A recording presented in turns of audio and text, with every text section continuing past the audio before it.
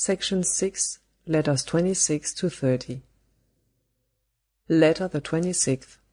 The Présidente de Tourvel to the Vicomte de Valmont. Assuredly, monsieur, you would never have received any letter from me, did not my foolish conduct of yesterday evening compel me today to have an explanation with you. Yes, I wept, I confess it. Perhaps, too, the words which you are so careful to quote to me did escape me. Tears and words, you remarked everything. I must then explain to you everything. Accustomed to inspire only honourable sentiments, to hear only conversation to which I can listen without a blush, and consequently to enjoy a feeling of security which I venture to say I deserve, I know not how either to dissimulate or to combat the impressions I receive. The astonishment and embarrassment into which your conduct threw me, a fear, I know not of what, inspired by a situation which should never have been thrust upon me, perhaps even the revolting idea of seeing myself confounded with the women whom you despise, and treated as lightly as they are, all these causes in conjunction provoked my tears, and may have made me say, I think with reason, that I was wretched. This expression, which you think so strong, would certainly have been far too weak, if my tears and utterance had another motive. If, instead of disapproving sentiments which must need offend me, I could have feared lest I should share them. No, monsieur, I have not that fear. If I had, I would fly 100 leagues away from you. I would go and weep in a desert at the misfortune of having known you. Perhaps even in spite of the certainty in which I am of not loving you, of never loving you, perhaps I should have done better to follow the counsels of my friends and forbid you to approach me. I believed, and it is my sole error, I believed that you would respect a virtuous woman, who asked nothing better than to find you so, and to do you justice, who already was defending you, whilst you were outraging her with your criminal avowals. You do not know me. No, monsieur, you do not know me. Otherwise you would not have thought to make a right out of your error. Because you had made proposals to me which I ought not to hear, you would not have thought yourself authorized to write me a letter which I ought not to read. And you ask me to guide your conduct, to dictate to you your speech. Very well, monsieur. Silence and forgetfulness, those are the counsels which it becomes me to give you, as it will you to follow them. Then you will indeed have rights to my indulgence. It will only rest with you to obtain even my gratitude. But no, I will not address a request to a man who has not respected me. I will give no mark of confidence to a man who has abused my security. You force me to fear, perhaps to hate you. I did not want to. I wished to see in you naught else than the nephew of my most respected friend. I opposed the voice of friendship to the public voice which accused you. You have destroyed it all, and I foresee you will not want to repair it. I am anxious, monsieur, to make it clear to you that your sentiments offend me, that their avowal is an outrage to me, and above all, that so far from my coming one day to share them, you would force me to refuse ever again to see you, if you do not impose on yourself, as to this subject, the silence which it seems to me I have the right to expect and even to demand from you. I enclose in this letter that which you have written to me, and I beg that you will similarly return me this. I should be sincerely grieved if any trace remained of an incident which ought never to have occurred. I have the honour to be, etc. At the Château de 21st August, 17 . Letter the 27th. Cécile Volanges to the Marquise de Merteuil. Lord, how good you are, madame!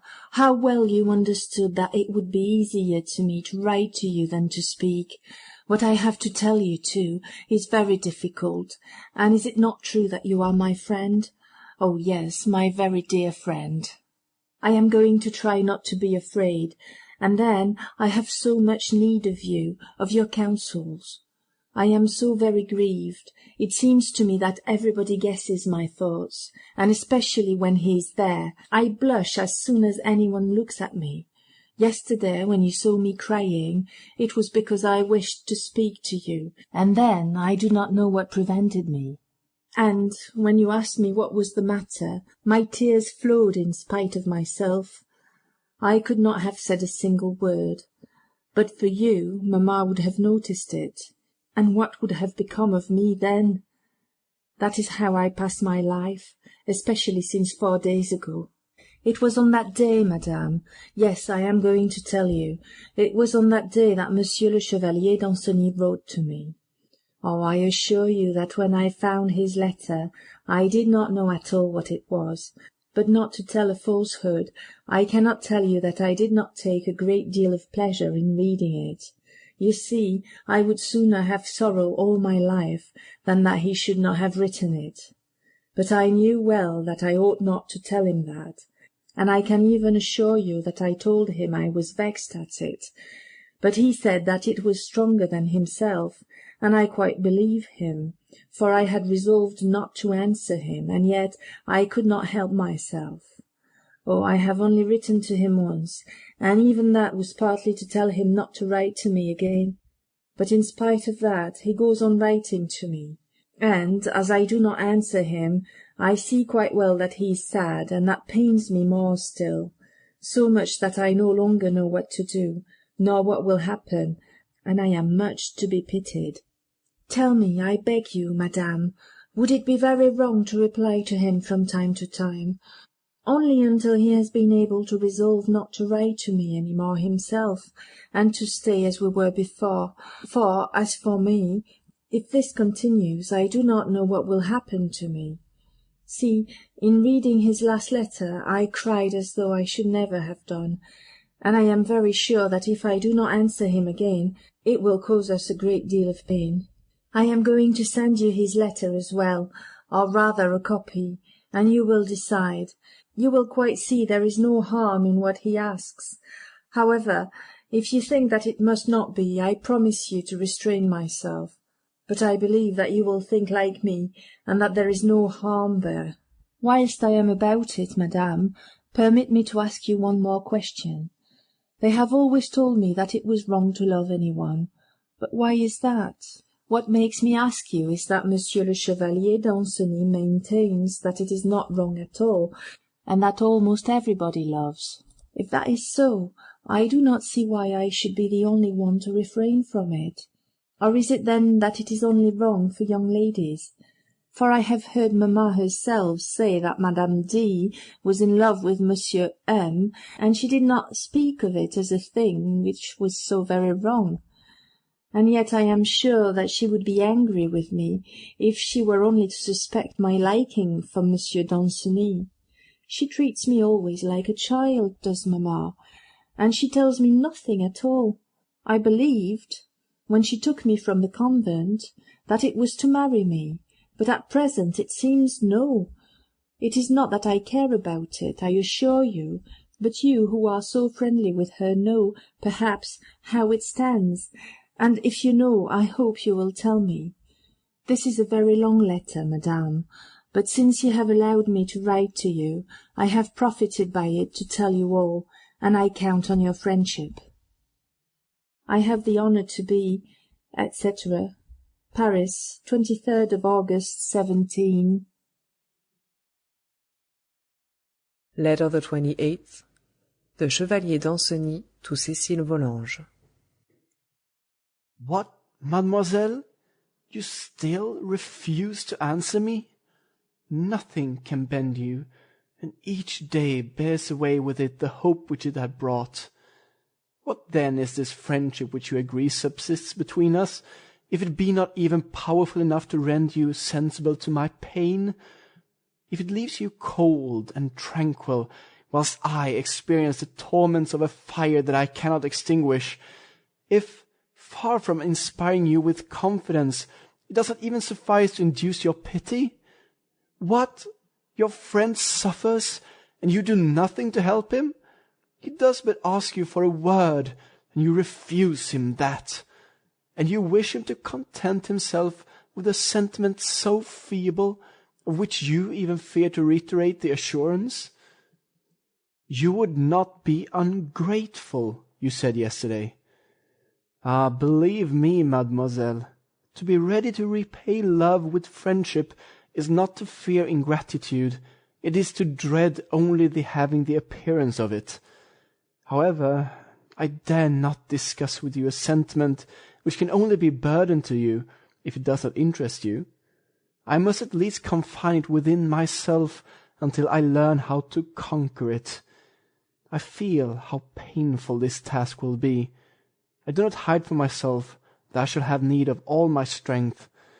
I will attempt every means. There is one which will cost my heart most dearly. It is that of repeating to myself often that your own is insensible.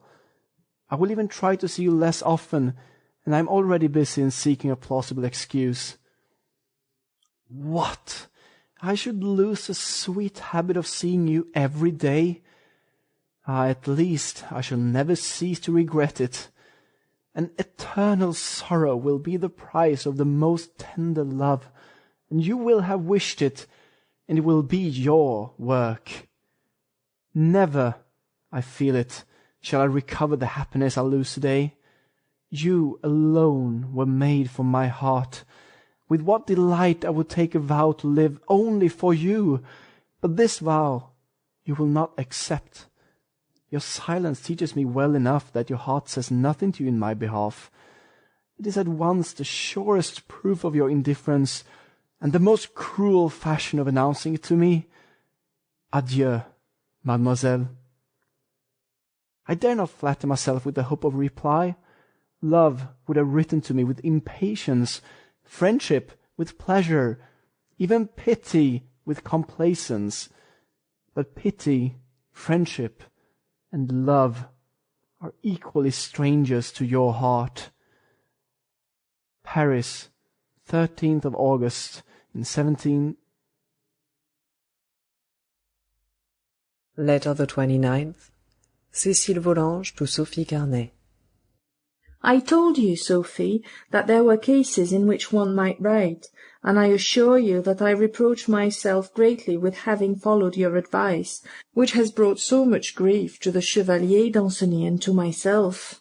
The proof that I was right is that Madame de Merteuil, who is a woman who surely knows, thinks as I do. I confessed everything to her. She talked to me at first as you did, but when I had explained all to her, she agreed that it was very different. She only asks me to show her all my letters, and all those of the Chevalier d'Anceny, in order to make sure that I say nothing but what I should. Thus, at present, I am tranquil. Heavens, how I love Madame de Merteuil! She is so good, and she is a woman very much respected. Thus, there is nothing more to be said. How I am going to write to Monsieur d'Anceny, and how pleased he will be! He will be even more so than he thinks, for hitherto I have only spoken of my friendship, and he always wanted me to tell him of my love. I think it was much the same thing, but anyhow, I did not dare, and he longed for that. I told this to Madame de Merteuil. She told me that I was right, and that one ought not to confess that one feels love, until one can no longer restrain oneself.